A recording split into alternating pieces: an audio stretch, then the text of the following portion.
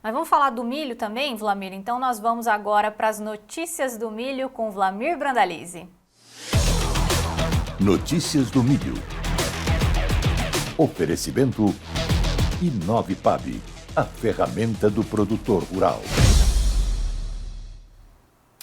Já com os preços aí, né, para a gente dividir com a nossa audiência, então julho 25 a 4,37,75, setembro a 4,25,50, o dezembro a 4,39,75 e o março 26 a 4,55,25, as duas últimas posições mais longas ali na estabilidade, e nós temos os vencimentos mais próximos ali com leve alta, pelo menos até esse momento lá na Bolsa de Chicago. Enquanto isso, aqui na Bolsa Brasileira, nós temos o julho 25 a 63,33, o setembro a 64,16, o novembro 67,48 e o janeiro 26 a 71,40, mercado trabalhando em campo negativo. Vlamir Brandalize, começando primeiro com Chicago, o SJ trouxe alguma novidade para o mercado do milho? Olha, Fernando, o que ele trouxe? Ele trouxe que está provavelmente ajudando um pouquinho o fator aí dessa leve alta que está tendo lá em Chicago, é que ele trouxe um estoque inicial mais baixo. O estoque final desse 24-25, né? Então, o estoque era 287,3 milhões de toneladas e agora veio 285. Então, tirou 2,3 milhões de toneladas do estoque de passagem. Então, é sinal de que a demanda está sendo maior. Então, isso é positivo. Com relação à safra, ele aumentou a projeção da nova safra, essa que está fechado o plantio agora nos Estados Unidos, a nível global, em 1 milhão de toneladas. Agora veio com 1 bilhão 266, vamos arredondar, milhões de toneladas. Era 1 bilhão 265 arredondando.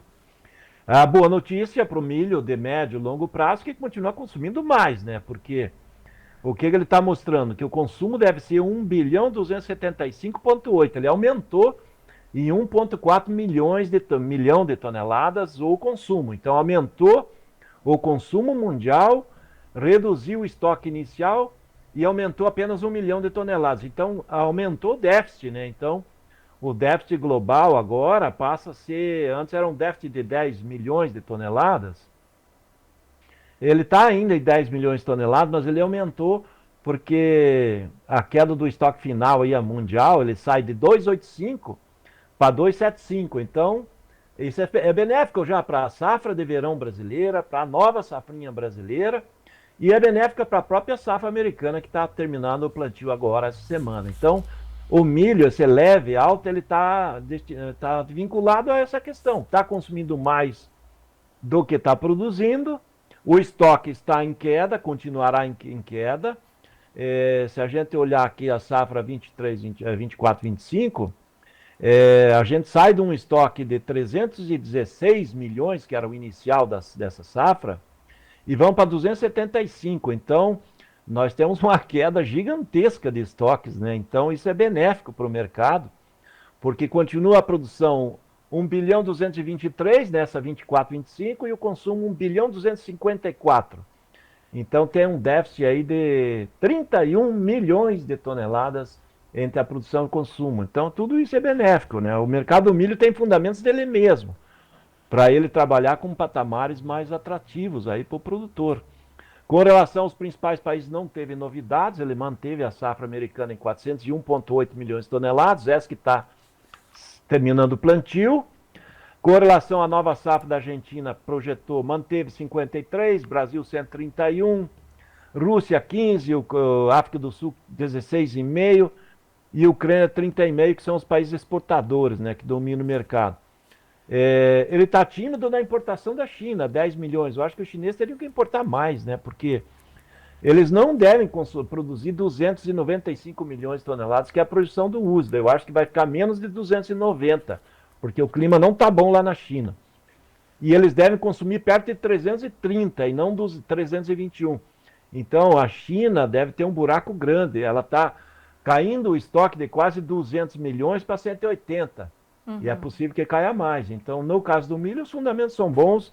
Ele não está tendo uma corrida altista porque as demais commodities também estão calmas, né? Não tem um fator que pressione, mas ele tem fundamentos bons aí para garantir, né, essa posição que é o setembro também dele, acima dos 4,20. E ela vai trabalhar com flutuações, não espero ser grandes flutuações, nem para cima nem para baixo, mas é o mercadão do milho segurando posições em momentos que a safra americana vai bem. Não dá para dizer que a safra americana está com problema, porque nessa semana o clima está favorável, tem chuvas de agora aí nos próximos dias, e esse mercado vai sustentando. Eu acredito que é possível aí que o setembro possa trabalhar no 4,30 aí nos próximos dias, e as posições de 2026 todas acima de 4,5, né? Então, ambiente do milho segue favorável. Acho que é por aí que a gente vê. E aqui no mercado brasileiro, já passando para B3, é safra, né? Por isso que ela está na negativa aí, justamente porque é safra, né? Esse mercado é esse mesmo. Não tem espaço para furar, talvez os 60 para baixo aí na B3, porque tá barato para os consumidores. Pode cair um pouquinho mais, mas agora o ajuste para baixo ele é muito sensível, né? Se o produtor parar de vender, o mercado não cai, porque o comprador vai ter que comprar, né? Nós vamos ter demanda recorde aqui dentro no Brasil, Fernando. Demanda recorde do setor de ração, mesmo com problemas da gripe aviária, porque alguns países que estavam fora das compras aí, devido à gripe aviária no Rio Grande do Sul, eles estão voltando, como um exemplo é o México aí, só que eles apontam que por enquanto não comprando frango gaúcho. Outros devem voltar nos próximos dias e o frango volta a acelerar provavelmente, que também está com recorde de produção e consumo de ração. Suíno, o Sérgio já comentou aí em recorde de exportação, né? Que ele comentou que foi recorde agora em maio. Vamos continuar. Boi está com recorde, ou seja, demanda de ração recorde, setor de boi aí, os confinadores vão usar muito milho para confinamento, muito milho e sorgo, que é a alternativa importante para fazer confinamento. E o setor do etanol, sim, segue forte, recorde histórico de demanda, e cada ano que passar o setor vai ter recorde, porque muitas indústrias estão em fase de expansão, novas estão em construção, e automaticamente tudo benéfico aí para o quadro do milho para frente, né? Agora a questão é colheita nas próximas semanas, muita oferta, e mercado podendo pressionar um pouco internamente nesses próximos 2 meses. Depois o mercado deixa de pressionar para baixo e automaticamente começa a olhar para cima, né? Dá para ver que os valores da exportação, hoje, por exemplo, 65,5 no Porto agosto, e se a gente vê o dezembro já é 70. Então, dá uma diferença de R$5 de agosto para dezembro nos níveis da exportação. Então, é sinal de que o mercado vai se valorizar para frente, né? Hoje tem comprador para fevereiro a 73, ou seja, no Porto, sinalizando que o ano que vem já é um mercado melhor, né, Fernando? Milho, em relatório do USDA, vamos dizer assim, se a gente fizer um comparativo soja e milho, o milho veio levemente positivo e a soja veio neutra. Ô Vlamir, aproveitando que o senhor está falando aí, né, na B3 e falando também a respeito da colheita da safrinha, hoje aqui durante a nossa transmissão, o José Ruiz participando conosco, ele falou que eles estão começando, né, início da colheita do milho segunda safra também na fazenda, lá na região de Nova Ubiratã, lá em Mato Grosso. Só para a gente ter um panorama, Vlamir, e atualizar essas informações, como é que estão esses trabalhos nos campos, principalmente quando a gente está falando da colheita do milho segunda safra? Olha, o Paraná já está com uns 5, 6% colhido. Mato Grosso, talvez uns 3 para 4%, que são os estados que estão mais na frente, né? Mato Grosso do Sul são pontos isolados ainda, provavelmente pouco mais de 1%, 1,5%. Goiás também com um pouco mais de 1%. Os produtores goianos estão colhendo um pouco mais de sorgo, que está pronto ali no entorno de Brasília, ali na parte mais ao sul de Goiás, que chega pronto primeiro, porque o ritmo da colheita do milho deve ganhar força depois do dia 20, 25, porque essa esfriada que o Brasil também teve, que nem vocês comentaram aí, né, até na Bahia, no centro-oeste, o clima um pouco mais frio, ele acaba atrasando um pouco a perda de umidade do grão do milho, né, e automaticamente, às vezes, uma semana a mais aí para o produtor colher. Então as colheitas estão começando, mas o ritmo forte mesmo dentro de uma semana, 10 dias em diante, e aí sim, nós vamos ver máquinas colhendo a todo vapor e aí as montanhas de milho chegando, né? Nós vamos ter uma grande safra, isso é benéfico, né? Dá para ver que que os dados da Conab também ela atualizou aí, Fernanda.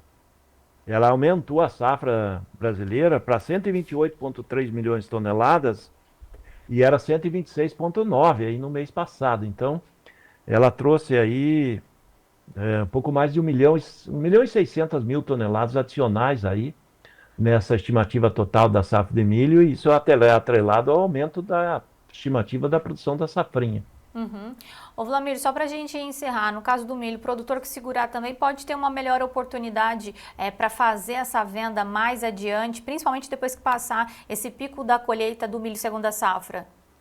O produtor tem que pensar, se vai segurar o milho, ele tem que pensar de setembro em diante. Sim. Porque se ele pensar vender milho final de julho e durante o mês de agosto, vai pegar o fundo do poço, que é o pico da colheita e o pico da oferta. E nesse período os exportadores já estão cobertos, eles querem milho de setembro, outubro em diante. Por isso que o produtor tem que pensar, se precisar já nos próximos 40, 50, 60 dias ele precisar de caixa com milho, talvez tenha que antecipar essa negociação para garantir os valores. Ou poder vender depois de outubro, provavelmente, que daí o mercado é melhor, né? E a gente vai acompanhar isso também. Vlamir Brandalize, muito obrigada aqui, mais uma aula, todo dia uma aula com o Vlamir Brandalize aqui conosco, ainda mais em dias de relatórios, onde a gente precisa realmente dessa análise rápida dos dados. Vlamir Brandalize faz isso como ninguém, mas Vlamir, obrigada, a gente espera o senhor aqui amanhã com o nosso tradicional sextou aqui e também trazendo as informações do mercado do arroz e do mercado do feijão. Obrigada, Vlamir. Amanhã é sexta-feira, amanhã nós vamos fazer lá da roça, da terra do Pinhão, sul do Paraná. Amanhã nós falamos de lá, diretamente da frente da lareira, se estiver chovendo. Se tiver frio, aliás, chovendo não, mas se tiver frio, com a lareira queimando para fazer quentinho lá no sul do Paraná. A região nossa estava geada hoje de manhã por lá. Tá frio, Vlamir Brandalize, tá frio, mas amanhã a gente acompanha se Vlamir Brandalize vai participar conosco lá de frente à lareira ou se ele vai conseguir só aguentar o frio com uma blusa de frio, né? Então a gente vai acompanhar. Amanhã vocês verão isso. Vlamir, obrigada novamente, boa tarde para o senhor. É isso aí, Fernando, até amanhã, um grande abraço a todos.